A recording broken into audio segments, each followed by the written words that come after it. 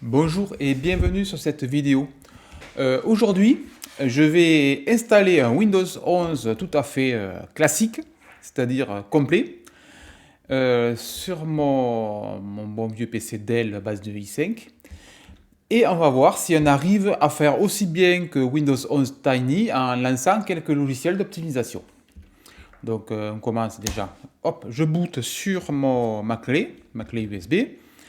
Je choisis donc un Windows 11, donc là il y avait le Tiny super optimisé, et là j'ai un Windows 11 FR, j'ai juste, voilà, il est de la dernière version de février 2023, et j'ai juste patché avec le No TPM pour que je puisse l'installer sur mon modèle, bien entendu. Donc voilà, donc Windows 11 démarre, classique, bon là il est en français, c'est le gros avantage, donc j'ai juste à faire sur suivant, installer maintenant. C'est comme d'habitude, on accepte le contrat, on fait suivant. Je veux personnaliser Windows, voilà. Je supprime mes partitions comme d'habitude. Il ne faut pas se tromper, si vous avez plusieurs disques, il faut prendre la bonne partition. Et il ne faut pas effacer la clé USB. Donc, pour moi, c'est le lecteur 0, donc je supprime ça. L'autre, il se reconnaît facilement, puisqu'il y a un label Ventoy dessus, et Ventoy, c'est donc le lanceur pour ma clé USB. Je supprime tout, espace non alloué, et je fais suivant, et il va installer Windows 11 dessus. Et ça prend quelques minutes, puisque l'image fait 6 Go pratiquement. Je vous reprends dès qu'il a rebooté. Le PC est en train de rebooter, voilà, c'est parfait. J'ai débranché le câble réseau, comme on a mon habitude, pour pas avoir qui ne demande pas de compte local. Je vais voir si ça marche. France, parfait. Français. Ignorer. Je n'ai pas besoin d'ajouter le clavier. Vous devez avoir besoin d'internet. Je n'ai pas internet, comme d'habitude. Continuez avec l'installation limitée. Et voilà. Et à partir de là, on peut rebrancher le réseau, il ne nous embêtera plus. Je ne mets pas de mot de passe, comme d'habitude, c'est pour pouvoir me connecter. Je rebranche mon réseau, voilà. Autorisez Microsoft à utiliser votre emplacement. Donc, comme d'habitude, il faut toujours répondre au deuxième. Donc, il y a deux réponses. Il faut mettre toujours la deuxième réponse. Voilà, accepter. Voilà, ça va très vite. Là, on ne voit pas la deuxième, donc il faut faire un petit scroll pour la voir. Ça, c'est fait exprès, voilà. Le truc typiquement, c'est pour qu'on puisse cliquer là-dessus, puisqu'on n'a pas le choix, mais non, on a bien le choix. C'est juste que c'est caché. Accepter. Voilà. Il finit l'installation et je vous reprends dès qu'on est sur le bureau de Windows. Donc le PC a fini de se connecter, parfait, tout va bien. J'ai un voix d'ailleurs qui nous fait voir tous les bloatware, super. Donc voilà, je vous conseille tous ces bloatware, bien pourrir la Windows. Le truc que je veux faire en premier, hop, s'il veut bien donner paramètre d'affichage, je ne sais pas pourquoi, dès que je branche cet écran, Windows veut absolument mettre à 150%. Je sais pas, mais pourquoi, je ne sais pas. Donc je repasse à 100%. C'est une espèce de truc horrible ce machin. Je vais faire un petit tour par le gestionnaire d'usage, je regarde ce qu'il y a d'installé, toutes les applications. Oui, donc elles ne sont pas forcément installées, il y en a beaucoup il faut cliquer dessus pour qu'elles s'installent en fait. Ah, déjà il y a un terminal. Cool. Ok, c'est parfait. Gestionnaire de tâches, je voulais voir, juste fait. C'est quoi qui tourne en bas? Microsoft Teams qui est lancé, tiens donc. Processus, mémoire. Utiliser 2 Go. Vous voyez, je vous ai dit que ça consommait 3 Go 3. Mais c'était à la sortie de Windows 11 que j'avais testé. Et d'ailleurs, le test, les numériques ont fait pareil, ont fait le même test. Et eux aussi, ils avaient 3 Go 3. Environ 3 Go, voilà, plus de 3 Go. Depuis, on remarque qu'il a bien diminué en consommation, bon, à force des versions. D'ailleurs, typiquement, le mode de marée ne ressemblait pas à ça. Il est beaucoup plus propre aujourd'hui. Un peu customisé la barre de tâches, on peut faire plein de trucs qu'on ne pouvait pas faire au début. Au début, c'était vraiment un logiciel en version bêta qu'ils ont sorti. Je ne sais pas ce qu'ils leur avaient pris. Mais bon. Au moins maintenant, il commence à être franchement pas mal. Et si vous voulez passer de Windows 10 à Windows 11, vous pouvez aujourd'hui y passer, il n'y a pas de problème. Il est enfin venu quasi, parce que le menu est moins customisable qu'avant, mais vous pouvez quasi y passer dessus sans problème. Donc j'ai 2 Go de RAM utilisé, on va essayer de passer à 1 Go 4, je crois que j'étais arrivé avec le Tiny. Donc 600 mégas d'économie et surtout plein de services à moyen, parce que là si on va là-dessus, il y a énormément de trucs qui sont en train de tourner. Je sais pas pourquoi ils vont mettre tout ça. Le processeur affiché en logique, vous voyez il est toujours à voilà, 10% d'utilisation. Je vais juste voir si il n'y a pas une mise à jour qui est en cours, parce que ça expliquerait l'utilisation de CPU un peu abusive pour rien faire. Windows Update. Bah non, il n'y a rien du tout. Moi j'aime bien activer les autres produits Microsoft, ça permet de mettre les drivers qui vont bien. On va lancer la mise à jour, comme ça elle sera faite, et s'il y a une mise à jour je la fais, un reboot, et s'il n'y en a pas, on peut directement continuer la vidéo.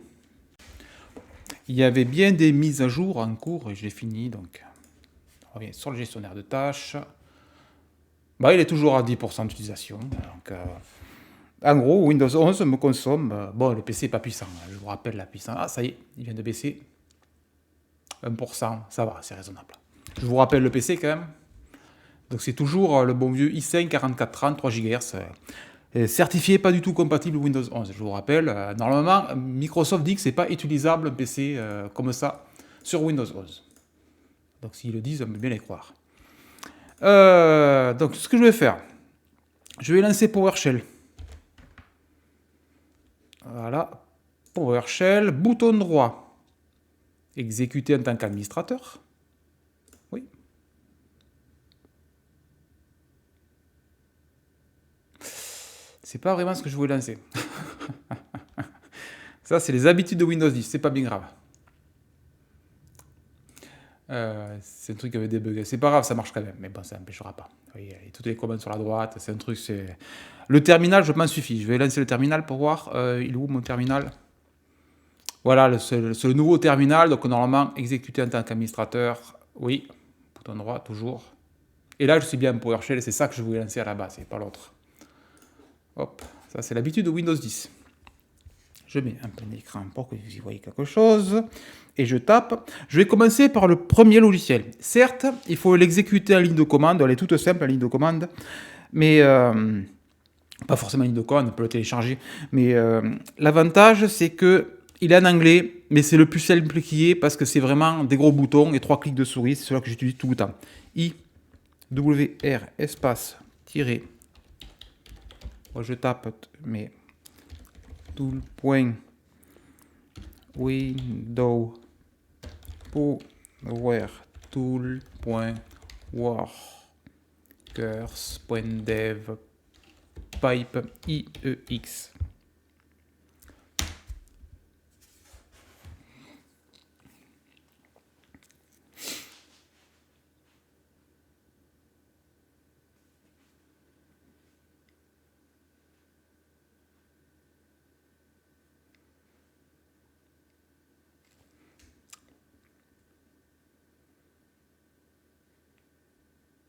Bon, je sais pas ce qu'il fait.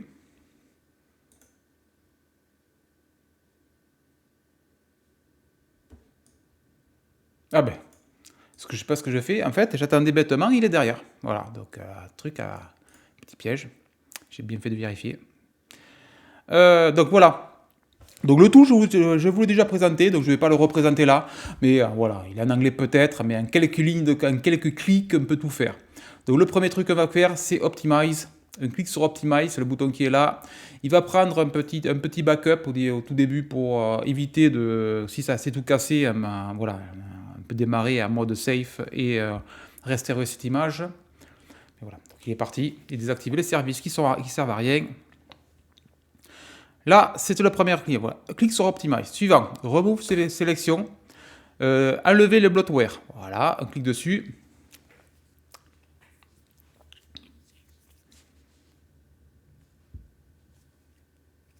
Là, il enlève tous les bloatware tous, pas tous, mais voilà, il en enlève pas mal. Désinstaller OneDrive, j'en veux pas de ce truc.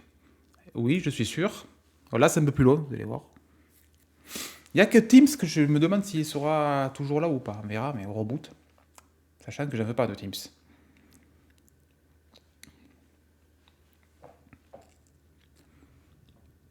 Voilà, il a fini. Chaque fois, cette fenêtre passe derrière. System Setting, là, il y a quelques trucs à faire. Donc moi, ce que j'aime bien, c'est désactiver Cortana déjà. Quick Animation. J'ai pas besoin d'animation pour faire bouger des fenêtres, ça ne sert à rien. Et voilà, donc ce que j'ai dit, Disable Cortana, Quick Animation, et après, désactiver les 3 trucs qui sont là. Et on a fini avec ce tools. Je quitte et je reboot. On va vite voir si ça fait quelque chose.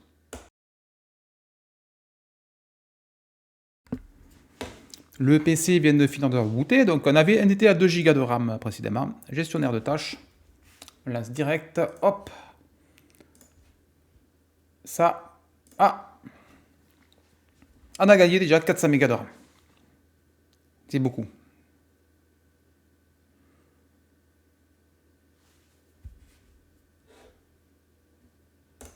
Donc c'est vraiment, voilà, l'outil précédent, une ligne de commande, 3 clics de souris et c'est réglé. Là, j'ai besoin d'un navigateur.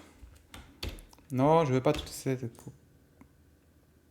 Allez, ça me fout de ça. Pas autorisé. Voilà.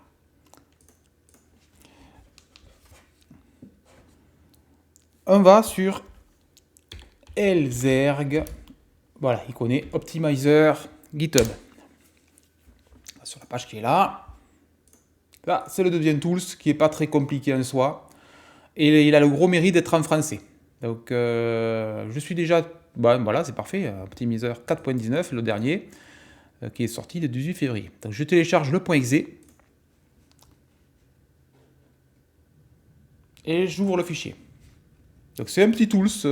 Il n'est pas bien... Voilà, celui-là, il est vraiment tout simple, vous allez voir. Et il a l'avantage d'être en français. Suivant.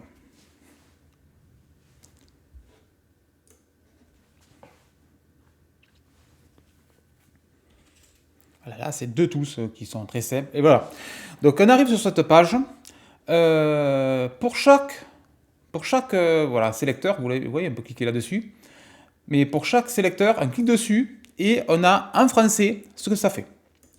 Donc là, ça sera à vous d'aller lire directement tout ce que ça fait. Je vous mettrai bien entendu le lien de cet optimiseur en description, comme l'autre en ligne de commande d'ailleurs. Celui-là, il est assez simple, voilà, il n'y a pas beaucoup d'options en plus, c'est très facile à faire marcher. Donc il suffit de cliquer ce qu'on veut, ce qu'on ne veut pas. Mettre un mécanisme d'émission de réseau, il explique tout ce que chaque fois il fait. Donc ça, c'est à vous de voir ce que vous voulez. Voilà. Donc moi, je fais... Je m'en fous, voilà, l'impression, je vais la garder. Le fax, je n'ai pas. Les touches rémanentes, j'en veux pas. Le smart screen, j'en veux pas. Ça, ils ne sont pas installés, donc il faut cliquer dessus uniquement si c'est installé. Télémétrie, j'en veux pas. Oups, ça a remis un grand coup. Ça, j'en veux pas. J'en veux pas. Le Samba version 1 et version 2, j'en veux pas non plus parce qu'on en a la version 3. Ça dépend vraiment les partages, avec quoi vous partagez. Si vous partagez du réseau avec Windows XP, il faut le V1 par exemple. Voilà. Ça, j'en veux pas. Superfect, je suis en SSD, j'en veux pas. Ça, je le garde. Je suis en SSD, je veux pas de l'eurodatage. La recherche, j'en veux pas. Bon, c'est à vous de voir après, voyez. Universal, ça c'est compatible avec tout. Là, c'est spécifique Windows 11. Si vous utilisez ce tool sur Windows 10 pour information, vous aurez directement Windows 10 à la place. Ça, j'en veux pas, j'en veux pas. Le long pass, je m'en fous. La TPM est déjà désactivée de toute façon. Le capteur, je crois que c'est auto-limité. Les capteurs, j'en ai pas. Je n'ai pas une tablette, j'ai un PC desktop. Donc, il faut vraiment bien lire ce que ça fait parce que. Les Miracast, ça sert à quoi? Non, la virtualisation, je la garde. Désactiver les services de télémétrie, je n'en veux pas. C'est de Cortana déjà désactivé par l'autre tools. Améliorer la consolidité. La publicité dans le menu démarrer, je n'en veux pas. Ça, je ne vais pas toucher. Là, c'est pas des optimisations, là, c'est du traitement de barre de tâches. Là, je veux qu'elle soit à gauche, vous voyez, elle part à gauche. Je désactive le widget. Ça va marcher. Le chat, sticker, et je la réduis. La réduire, elle va diminuer en taille au redémarrage. Les stylos numériques pour dessiner sur mon écran de mon PC desktop, non. Certification orthographique, pourquoi pas, mais je m'en fous. Le cloud, je n'en veux pas. Non, ça, je n'en veux pas. Oui. Oui.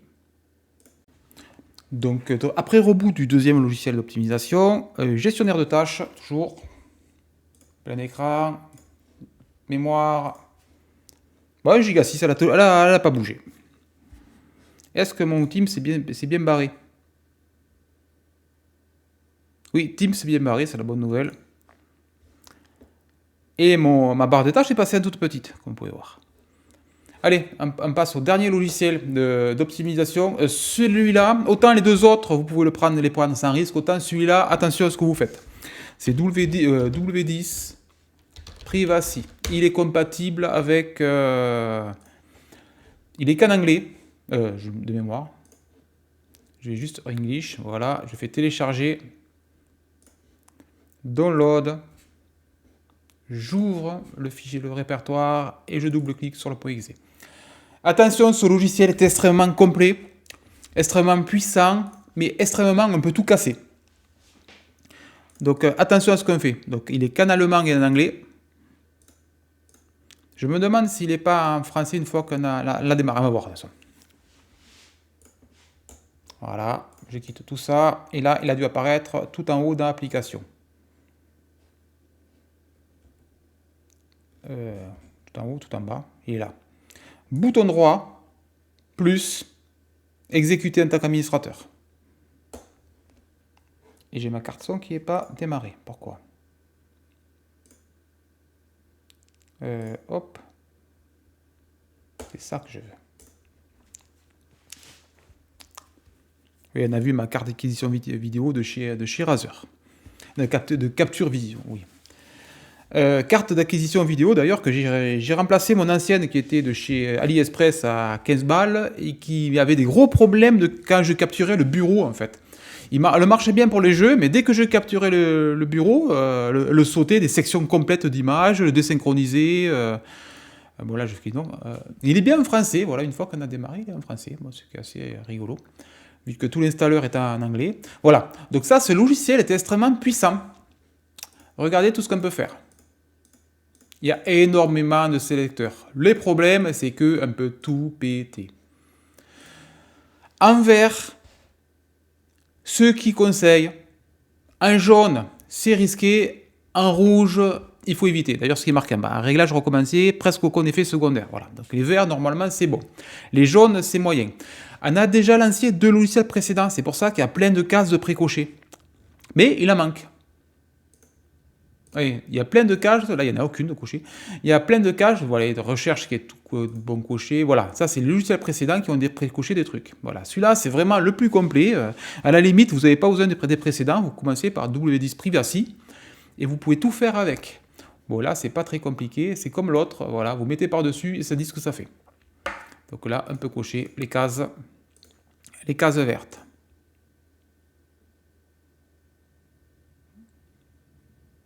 J'en veux pas. Je ne sais pas pourquoi il veut le cacher le mot de passe. Non, c'est bien d'afficher les mots de passe. Envoi de dump, on n'en veut pas. Les données supplémentaires, on n'en veut pas. Les métadonnées, je n'en veux pas. Non. Non. Application. Les publicités, j'en veux pas. Ah, ça c'est pratique, c'est plutôt pour les réseaux d'entreprise. Si vous avez plusieurs PC Windows, ça pousse automatiquement la mise à jour sans les retélécharger.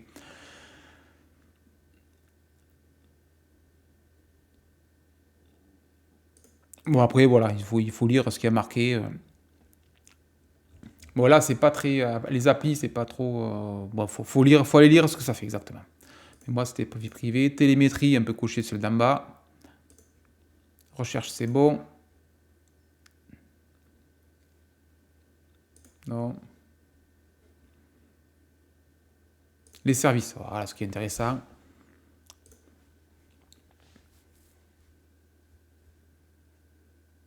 La biométrie.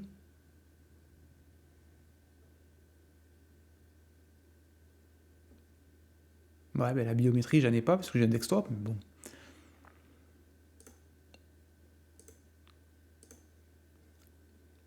Alors, vous voyez qu'ils ont quand même, les autres logiciels ont fait le job correctement. Parce que vous voyez, tout ce qui est vert est quasi tout le temps coché.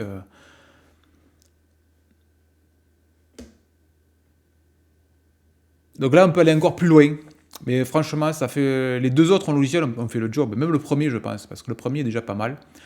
Le pare-feu, bon, c'est pas bien grave. Voilà, il faut le lancer et regarder ce que ça fait. Est-ce qu'il n'y a rien de désactivé? Non, je vais le garder, tout ça, c'est très bien. Application utilisateur. Non, en cochant du premier soft, désactiver les bloatware, ça a vraiment tout décoché, comme vous pouvez voir. Il reste plus grand chose de cocher. Non, non, c'est très bien ce que ça fait. Et là, il n'y a pas. Voilà, donc je fais juste définir pour faire la petite modification du premier onglet qui n'était pas complète. Voilà, il applique. Il a appliqué, il recharge. Dès qu'il a fini de recharger, je redémarre le PC et on voit où on en est. Petit bonus de fin de dernier logiciel, c'est celui-là, que certains connaissent certainement, Windows 11 Debloater Tool, et qui permet de faire pas mal de trucs. Je vais le lancer pour vous faire voir, mais hop, on récupère le zip comme d'habitude, on l'ouvre. Ah, là il va falloir le dézipper. Extraire tout ici, c'est parfait. Voilà. Bouton droit administrateur exécuter, bouton droit exécuter en tant qu'administrateur, bien entendu. Et il est là. Ce soft est très basique graphiquement, mais il fait pas mal de trucs. Après, le problème que j'ai, c'est que il dit pas ce que ça fait. Je suis en train de regarder, mais non, il y a plein de trucs, voilà, il y a plein de cases à cocher, plein de trucs. Je vous mettrai aussi en description au cas, voilà, pour voir, par curiosité. Mais le truc, c'est que je sais pas ce que ça fait en fait derrière, et ça m'embête. Donc, à part aller gratter sur le guide du projet pour voir ce que ça fait. Bon, il y en a qui sont logiques, désactiver le centre d'action, c'est ce que ça fait. Ou désinstaller OptiRAM. Par contre, ajuster les paramètres essentiels, qu'est-ce que ça fait ce truc? Je vous le mettrai aussi et vous vérifierez. Vous irez voir de vous-même. Hop, je quitte tout ça, je reboot. Et on voit au final ce qu'on a gagné. Le PC a rebooté. Je m'aperçois que l'optimisation pour réduire la hauteur de la barre de tâches, c'est top d'avoir une barre de tâches toute petite, mais on voit que l'heure, elle n'est pas tout à fait prévue pour. La date, elle est cachée. Donc, surprise, je vous rappelle qu'avec Windows Tiny, j'étais arrivé à 1,4 Go. On va voir. Ça là sent que j'ai lancé 3 logiciels au total. Donc, mémoire, 1 Go, sinon ça bouge pas. Donc vous voyez, 1,5 Go, si j'ai gagné 100 mégas quand même. Mais en gros, le premier logiciel que j'ai lancé, le Windows Power Tool, la ligne de commande, c'est vraiment le truc, vous ne vous pas la tête, moi je ferai, sur tous mes PC je fais ça, je lance tout la ligne de commande, 3 clics de souris, ça retire les bloatware, ça optimise, et on était à 1,6 Go, donc on avait déjà, voilà. En grattant avec 2 softs de plus, j'ai réussi à tomber à 1,6 Go, mais... Après, on pourrait tout faire pratiquement avec Windows 10 Privacy, W10 Privacy, pardon, mais attention à ce que vous faites avec W10 Privacy, voilà. Alors que le premier, c'est 2 clics de souris, ça se fait tout seul et ça marche très bien. 1,5 Go, c'est pas mal, sachant que le Tiny était à 1,4 Go. Donc vous pouvez utiliser donc, une image officielle de Windows 11 et l'optimiser en après-coup. Et moi, là on est sûr que ce soit une image officielle, voilà, donc chez Microsoft, qui n'est pas de, je sais pas, un trojan incorporé, même s'il y a peu de risques, puisque l'utilisateur, le créateur de W11 Tiny est très connu, il y a peu de risques, mais bon, c'est jamais. Donc j'espère que cette vidéo qui vous a fait voir quelques logiciels d'optimisation pour Windows 11, l'installation de Windows 11, puisque les logiciels d'optimisation de Windows 11 vous a plu, et à bientôt.